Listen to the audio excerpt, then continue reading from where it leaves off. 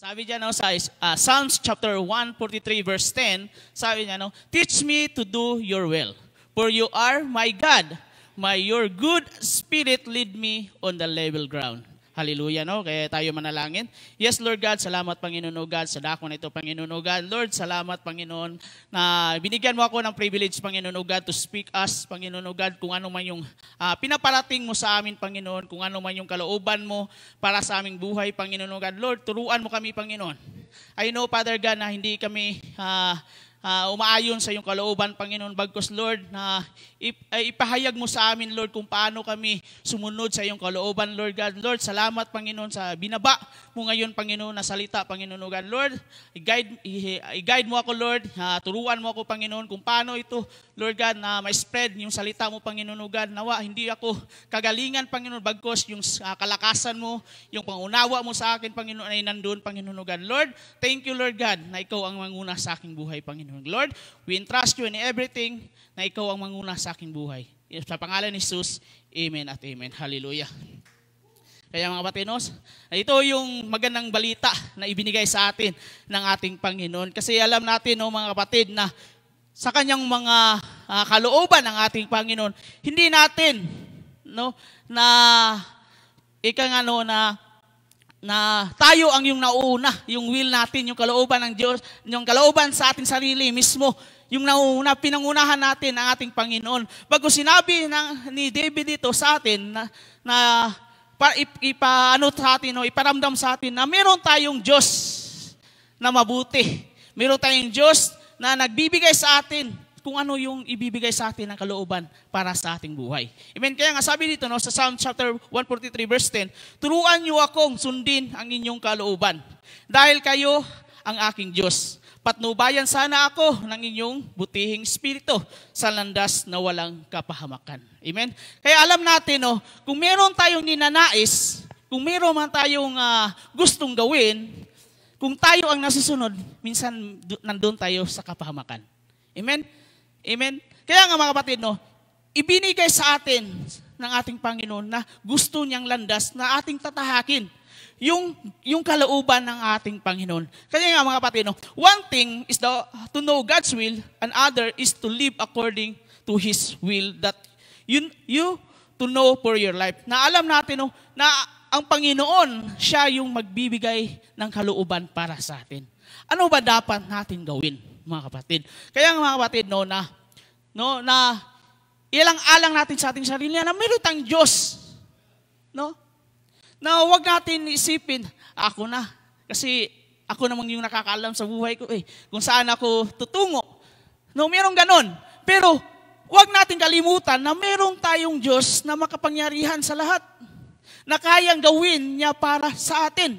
Mga kapatid, no? Kaya ang title natin today, no, mga kapatid, is The Will of God. Ang kalooban ng Diyos para sa atin. Pero natin mga kapatid, meron talagang mga tao na inuuna ang kanilang sarili bago ang Panginoon. Amen? Meron talagang gusto gawin ang tao na ayon sa kanilang kalooban lamang, hindi sa ating Panginoon. Dapat natin maintindihan mga kapatid. Kaya nga sabi sa Ephesians chapter 5 verse 17, therefore, do not be foolish, but understand what the Lord's will is. Mga kapatid, no? Kaya nga mga kapatid, no, na tignan natin, no, na huwag tayong maging, sabi ng ating, no, huwag tayong maging hangal, no? Sa halip, unawain ninyo kung ano ang kalooban ng Panginoon. Dapat natin maintindihan mga kapatid, dapat natin maunawaan kung ano yung kalooban ng ating Panginoon para sa ating buhay. Kasi mga kapatid, kung tayo, no, kasi nga, do not be foolish, huwag tayo maging hangal sa sarili natin. Dapat natin unawain kung ano yung kalooban ng Diyos para sa ating buhay. Amen? Kaya mga kapatid, no, perhaps one of the biggest question in life among creation is how do I know God's will for our life? Meron tayong mga tanong. Marahil no, na marami tayong mga tanong sa ating buhay kung ano ba yung kalooban ng Diyos sa aking buhay? Ano ba yung, sabi pa dito, no? And or what is my purpose in my life? no? Meron tayong mga tanong, madami tayo. Kung ano ba yung layunin sa aking buhay? Ano ba ako lalakad? Paano ba ako makakarating doon? Paano ba yung plano ng aking Panginoon sa aking buhay? No? Dami tayong mga tanong, marami tayo na ganang question sa ating buhay. Pero sabi ng Panginoon, sabi ni Paul dito sa atin, dapat natin maintindihan kung ano yung kalooban para sa atin. Dapat maging wisdom, nandun yung wisdom sa atin sa buhay natin. Dapat yung wisdom natin ay galing sa Panginoon. Amen? Kaya nga dito, no, before you can know the will of God for your life, you must be willing to do the will of God. No?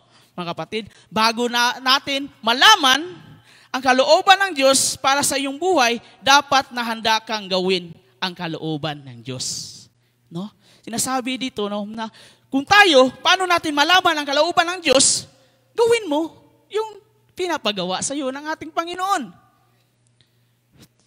Ano ba dapat natin gawin, mga kapatid? Saliksikin natin yung salita ng Panginoon, naaayon natin yung buhay natin sa Panginoon, yung buhay natin naaayon sa salita ng ating Panginoon. Para makita natin kung ano yung pinapagawa ng ating Panginoon at makita natin kung ano yung kalooban ng Diyos para sa atin. Amen? Hallelujah! Kaya nga mga kapatid, two things to how to understand God's will sa ating buhay. Mga kapatid, no? Paano natin maunawaan at maintindihan yung kalooban ng Diyos para sa atin? Number one,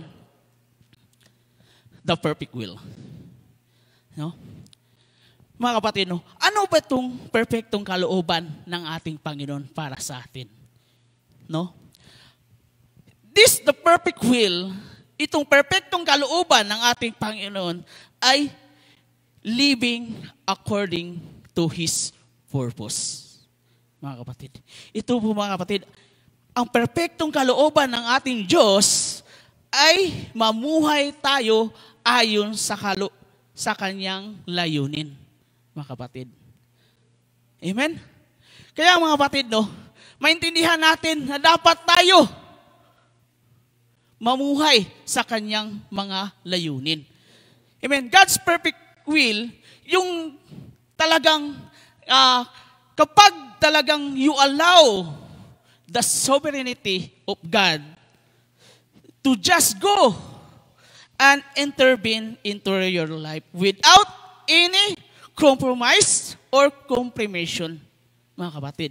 Dapat mga kapatid, na i-allow mo ang Panginoon mo sa iyong buhay na walang pag-alinlangan at walang anumang kasunduan, mga kapatid.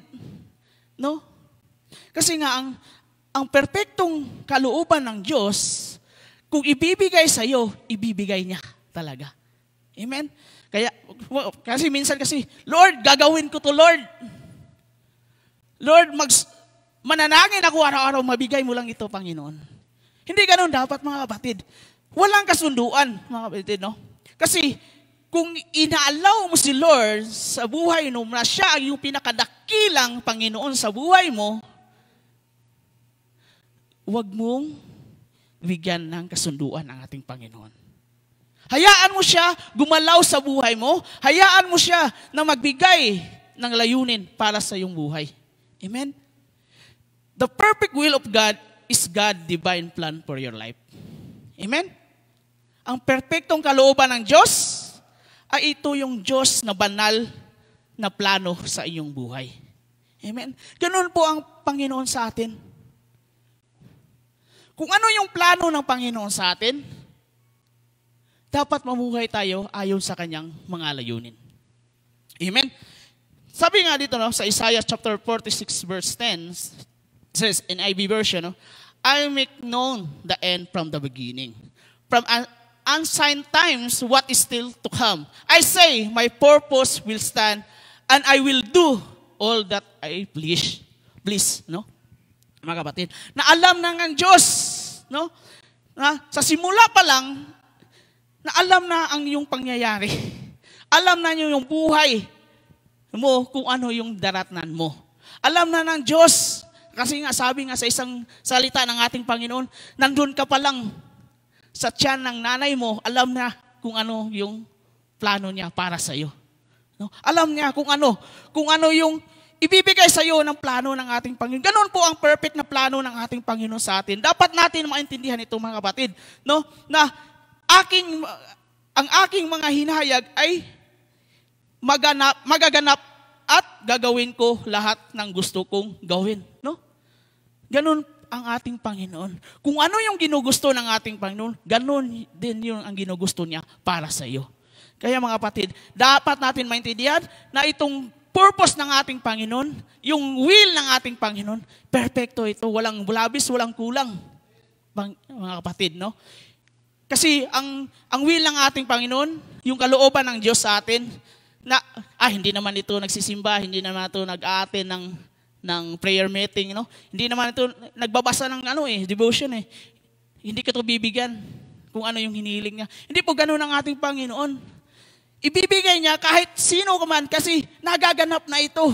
Kung ano ka, mga kapatid, na ibibigay niya para sa atin. Amen? God's perfect will means no plan of our cars. No? Improve upon the plan of God. Nothing can be added to it. Nothing can be taken from it. Perfect means to reach the goal that was originally intended by Almighty God. Alam ng Diyos, no? Na siya mismo, no? Na ibibigay niya lahat kung ano yung pangangailangan natin according to His purpose at His will ng ating Panginoon. Kung ano yung layunin at kalooban ng ating Panginoon, ibibigay niya ay para sa atin, mga kapatid, no? Kasi, mga kapatid, no, kung tayo mismo nag-intervene sa ating Panginoon, sa kanyang mga plano, tayo ay mapapahamak, mga kapatid. Amen?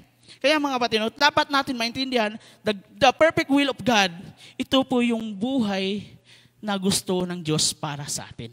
Amen?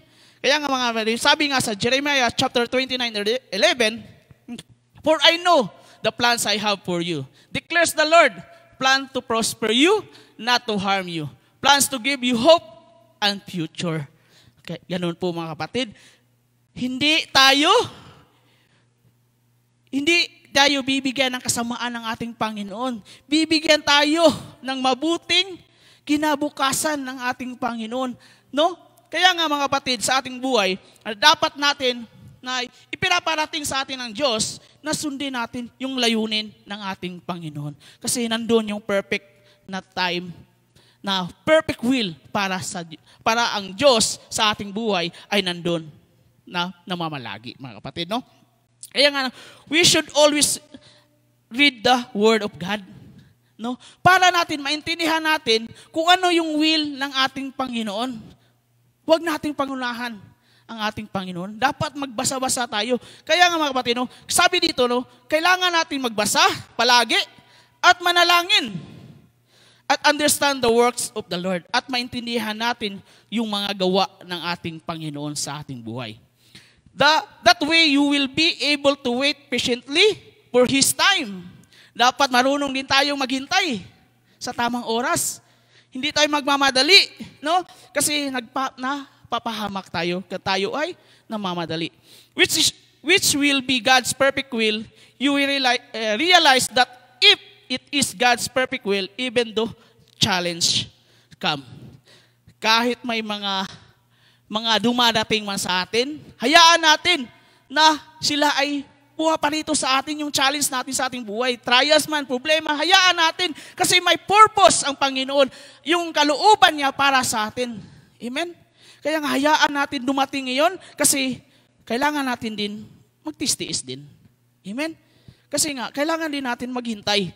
Kasi you will definitely conquer them because God has prepared you from it, no? Dapat mga kapatid, ito matagumpayan natin, no? Kasi may hinanda na ang Diyos para sa atin. Amen? Hallelujah. Napakaganda ng mga kapatid, no? The perfect will of God. Kahit may anumang pagsubok sa buhay, may dumating man na challenge, no, sa ating buhay, may hinanda pa rin ang Panginoon para sa atin. Hallelujah. Kaya mga kapatid, no, for every believers, God has preordained plan. no? May nakatakda ng plano sa atin, which is His perfect will, mga kapatid, no? Lahat tayo, kung tayo ay naniniwala sa Diyos, may hinanda na ang ating Panginoon para sa atin, no? Ang kanyang kalooban at perpektong kalooban niya para sa atin. Amen? Kaya nga, sabi nga sa Romans chapter 12 verse 2c, what God's will is His good, pleasing, and perfect will. Amen? Hallelujah. Kaya para malaman ninyo ang kalooban ng Diyos, kung ano ang mabuti, ganap at kalugod-lugod sa kanyang paningin, mga kapatid. No? Alam natin, mga kapatid, kung ano yung ginagawa ng ating Panginoon ay mabuti para sa atin. Hindi yun masama, mga kapatid. Amen? Kaya nga, dapat natin maintindihan kung ano yung perfect will para sa atin ng Diyos, ay dapat nating sundin ang kanyang layunin para sa ating buhay. Amen? At may kapatanagan tayo na paglapit natin sa Diyos dahil naniniwala tayong ibibigay niya sa atin at anumang hinilingin natin ayon sa kanyang kalooban. Amen? Kaya mga kapatid, kung ano mang hinihiling natin, kung hindi sa kalooban ng Diyos, hindi ibibigay yan. Amen? Kasi alam ng Diyos na ikapapahamak mo. Ang layunin lang ng Diyos, yung ibibigay niya ayon lang sa kanyang kalooban. Amen? At kung alam natin, nakikinig sa atin ng Diyos, alam din natin, tinanggap na natin ang hiniling natin sa Kanya. Amen? Meron ba dito mga kapatid na humihiling tayo sa Diyos, hindi ibibigay sa atin? Amen? Kaya nga mga kapatid, kahit may pinagdaanan tayo, kung mananalangin tayo sa ating Panginoon, hallelujah, kaya nga mga kapatid, na kung kalooban ng Diyos na ibigay sa iyo, ibibigay niya para sa iyo. Hindi delay, no? Hindi yan i-delay kasi nga binibigyan tayo ng oras ng ating Panginoon na maghintay tayo. Kaya mga kapatid, na tayo bilang isang believers, sundin lang natin yung anong layunin ng ating Panginoon para maintindihan natin kung ano yung perpektong kalooban na para sa atin ng Diyos. Amen? Hallelujah! If we want to enjoy God's best, we must submit completely to Him. Para na ma-enjoy natin kung ano yung the best na ibigay sa atin ng Panginoon, dapat ibigay din natin at i-trust natin ang sarili natin sa ating Panginoon. Yung buhay natin, dapat completely to trust to Him, mga kapatid. Dapat, kung ano yung ibibigay sa atin ng ating Panginoon para sa atin, mga plano man sa ating buhay, dapat ibalik din natin yung sarili natin sa Panginoon. Amen? Hallelujah. At number 2, the permissive will. Alam mo ba yung permissive will? Yung pinahintulutan ng kalooban ng Diyos na meron tayong hinihiling, ibibigay niya sa atin. Actually, pinahintulutan niya, pero hindi talaga kalooban ng Diyos. Amen? Naintindihan natin? Permissive will, rejection of His perfect plan. Amen? Na ito mga kapatid, sabi dito, the permissive will, is a God simply allowing man to walk in His chosen ways.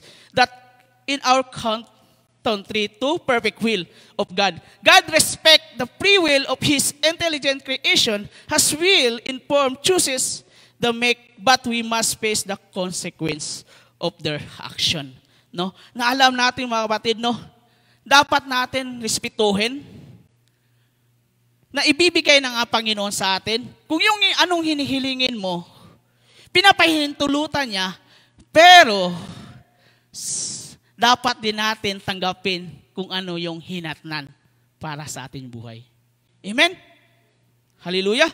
Kaya mga kapatid, I know the King Saul, sabi nga doon sa 1 Samuel chapter 8 verse 19 to 20, but the people refused to listen to Samuel. No, they said, we want a king over us, then we'll be like all the other nation will a king to lead us and to go out before us and fight the battles. Ito po mga kapatid, yung time na gusto ng mga tao doon sa mga namumunuan ni Samuel doon, no? Gusto sila ng may hari, no? Na magli-lead sa kanila, no? Na against the battles, kung ano man yung mga kinakalaban na doon, na alam natin na hindi gusto ng Panginoon yon. Ang gusto ng Panginoon na doon lang sa Kanya, no? Dapat nandun lang sa Kanya. Pero ayaw ng mga Israelites, no? Na namumunuan ni Samuel doon, sa mga tao doon, na ayaw nila. Gusto talaga nilang may hari. Pero ibinigay pa rin sa kanila ng ating Panginoon. Pinahintuluan, sige, ibigay mo sa kanila. Kung babasahin natin, ibigay mo sa kanila. Ibigay mo sila ng hari. Amen? Kaya mga kapatid, no, dito, gusto natin hilingin sa Diyos. Pinahintulutan tayo ng Diyos. Pero, dapat maging handa din tayo kung sa anong mangyayari, mga kapatid. Amen? God does not force us to carry out His command. No? His presumptive will, rather than His permissive will, God's allow us to make decision. No? Inaalaw tayo ng Panginoon magdesisyon, mamili sa ating buhay. Kaya nga mga kapatid, no, hindi po ganoon ng Panginoon. We are free will, no? Dito sa mundong ito. Lahat ibinigay sa atin ng Panginoon.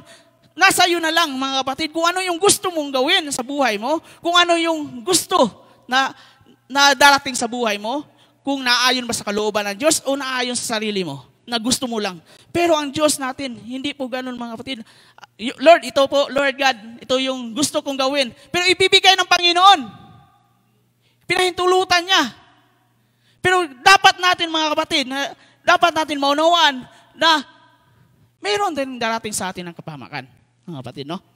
Kaya nga, sabi pa dito, even the sinful decisions that are not God's best for our lives. In the same time, not allowing God's presumptive will comes with consequence. In Samuel, sabi nga dyan, no, in Samuel chapter 8, verse 19 to 20, no, the Israelites demand Samuel give the king.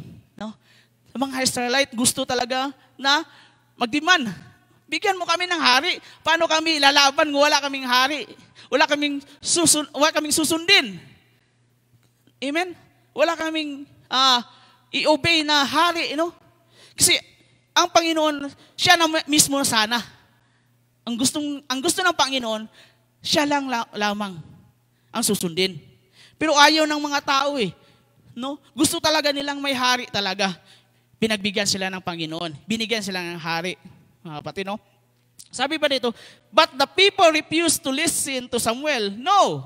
They said, we want a king over us. Then we'll be like a nation, no, other nation, no, na ibang lugar mayroong nga hari, kami wala. Amen. Si kapatid nga mayroong ganyan, ako wala. Amen. Si kapatid nga, oh, mandaming pera, ako wala. Lord, pahingi naman, Lord.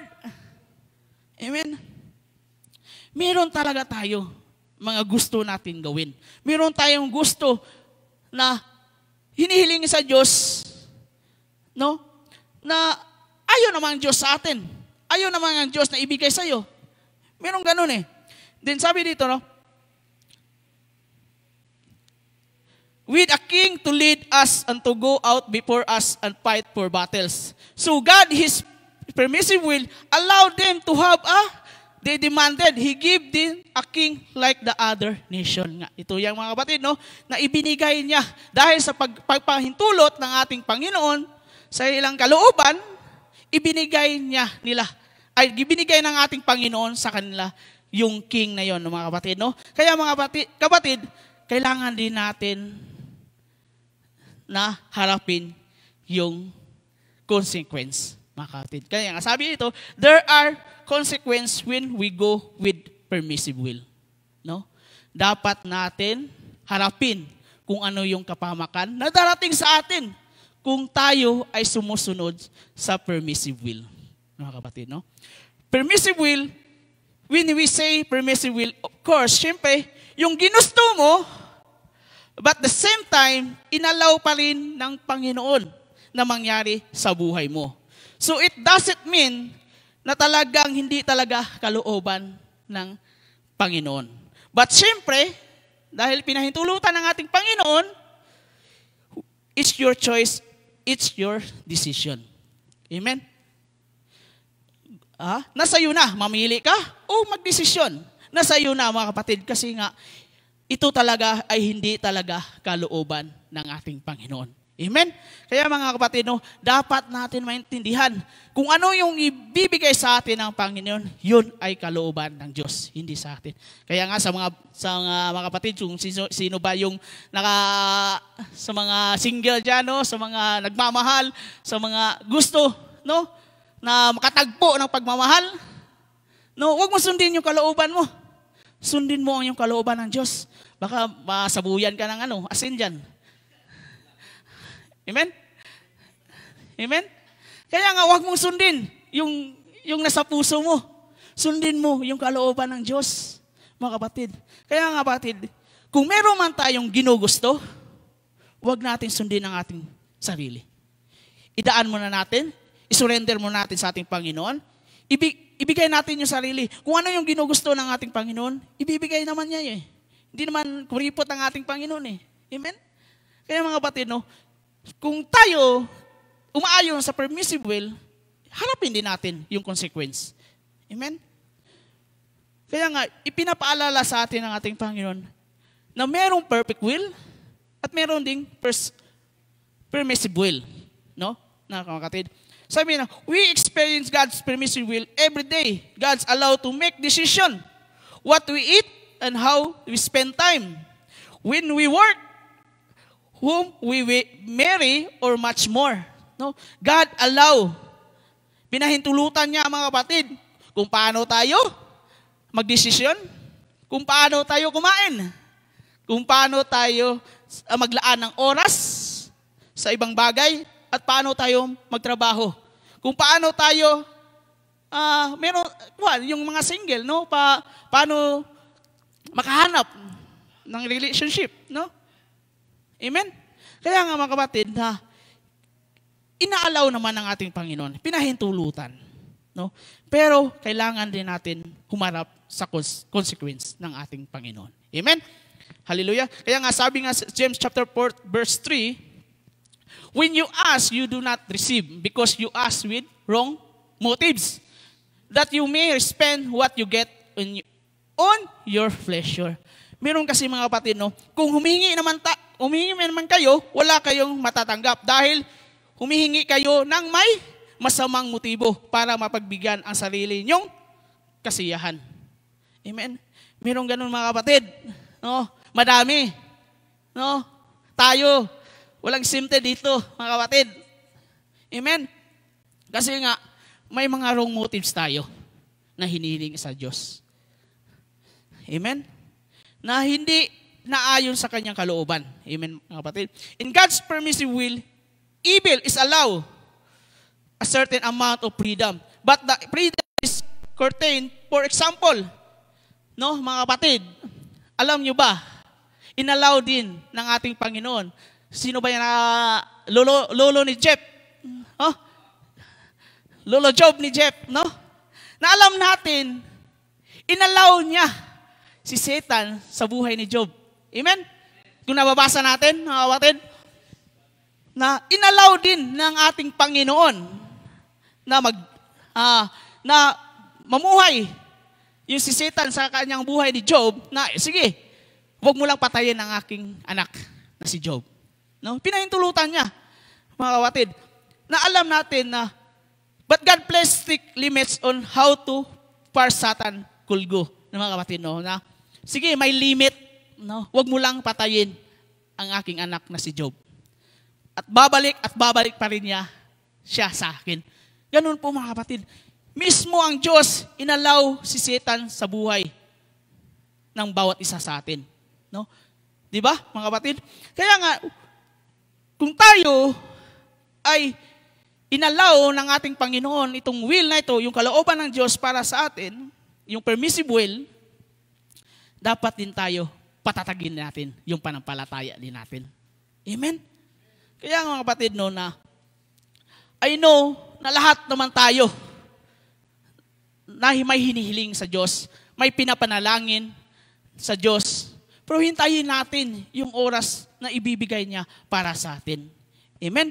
The promise ng ating Panginoon sa Habakkuk chapter 2 verse 3, for the revelations awaits an appointed time. It speak of the end and will not prove false. Through it linger, wait for it. It will certainly come and will not delay. Mga kapatid, no? Na ito mga kapatid, na isinulat na ng ating Panginoon, ating Diyos, na sabi ito, isinulat mo muna ito dahil hindi pa dumating ang takdang panahon para mangyari ito. Ngunit hindi matatagal at tiyak na mangyayari ito. Kahit matagal ng kaunti, hintayin mo lang dahil tiyak na mangyayari ito sa takdang panahon. Huwag tayong mamadali, ibibigay ng Diyos kung ano yung kalooban niya para sa atin. Hintayin natin. Amen? Dapat magtiis-tiis din tayo kung anong yung hiniling natin sa Panginoon. Kasi nga kung pinangunahan ng ating Panginoon, doon yung kapahamakan natin. Dapat marunong tayong maghintay sa tamang oras at tamang panahon, sa takdang panahon, dahil ibibigay ng ating Panginoon. Hindi ito, kasabi nga, will not delay. Amen? Kaya mga, hindi ito magtatagal ng kaunti. Ibibigay at ibibigay ng Diyos para sa atin. Amen? Hallelujah! Kaya tayo tumayo, mga kapatid. In conclusion, para na dapat, sabi dyan sa Ephesians chapter 5 verse 17, therefore, do not be unwise, but understand what the will of the Lord is. Mga kapatid, no? Huwag tayong maging hangal. Dapat intindihin natin kung ano yung kalooban ng Diyos ay para sa atin. Dapat maging wise tayo, no? Sundin natin kung ano yung purpose na ibinigay sa atin ng ating Panginoon para sa atin. Kaya tayo manalangin, no? Sa pagtatapos. Yes, Lord God, salamat Panginoon. Dakilang Diyos, palakpakan natin ang ating Panginoong buhay. Amen. Hallelujah. Hallelujah, Lord God. Thank you, Lord God, for this day, Lord God. Thank you for your words, Lord God. Thank you kung ano man yung kalooban mo para sa amin, Panginoon, O God. Lord, I know, Father God, itong kalooban mo ay para sa amin, Lord God, ay ikakabuti namin, Panginoon, O God. Lord, salamat, Panginoon, sa iyong salita, Panginoon, na pinaintindi mo sa amin kung ano man yung kalooban mo para sa amin, Lord God. Thank you, Lord God, sa pangunawa, Panginoon, O God. I know, Father God, na itong yung words mo, yung salita mo para sa amin, Lord God, may patutunguhan, Panginoon, O God. Lord, we thank you, and in everything, Lord, we entrust you, Lord God, na Panginoon, O God, na kung ano man yung mga problema, circumstance, problem, trials man, Panginoon, O God, sa aming buhay, Lord God, I know na sa takdang panahon, Panginoon, O God, na maging breakthrough ito, Panginoon, O God, sa aming buhay. Ma-overcome namin, Panginoon, kung ano man yung sa aming buhay, Lord God, pinagdaanan namin, Panginoon. I know, Father God, na meron kaming Diyos na makapangyarihan sa lahat, Panginoon, O God. Lord, salamat, Panginoon, dahil pinahintulutan mo kami, Panginoon, O God, na makinig sa iyong salita, Lord God. Salamat, Panginoon, na itong salita mo, Panginoon, ay rumerema sa aming buhay, Panginoon, O God. Bagkus, Panginoon, O God, nawa, Lord, na nandun yung layunin mo, Panginoon, sa aming buhay, Panginoon, O God. I know, Father God, na nandyan ka parati sa aming buhay, Panginoon, God. Lord, salamat, Panginoon, sa aming kapatiran, online at on-site, Lord God, na walang sawang nakikinig sa iyong salita, Panginoon, O God, na walang sawa, Lord God, na sumusuporta sa church na ito, Panginoon, sa iyong mga ginagawa, Lord God, dito sa church na ito, Panginoon, O God. Lord, we thank you, Lord God, sa kanila, Panginoon, O God. Bagkus, Panginoon, dahil alam namin, Panginoon, kahit pagod man, Panginoon, bagkus, Lord, na nandun pa rin yung kabutihan mo para sa amin. Yung kalakasan na ibinigay mo sa amin, Panginoon, na ma-restore, Panginoon, O God. I know, Father God, na hindi mo kami papabayaan, Panginoon, sa iyo, Panginoon, O God, sa araw-araw namin ginagawa, Panginoon, sa aming work, Panginoon, O God, sa aming mga ginagawa, sa aming buhay, Panginoon, O God. Lord, we thank you, Lord, sa lahat, Panginoon, O God. Lord, tinataas ka namin, dinadakila, sa pangalan ni Jesus. Amen at amen. Hallelujah.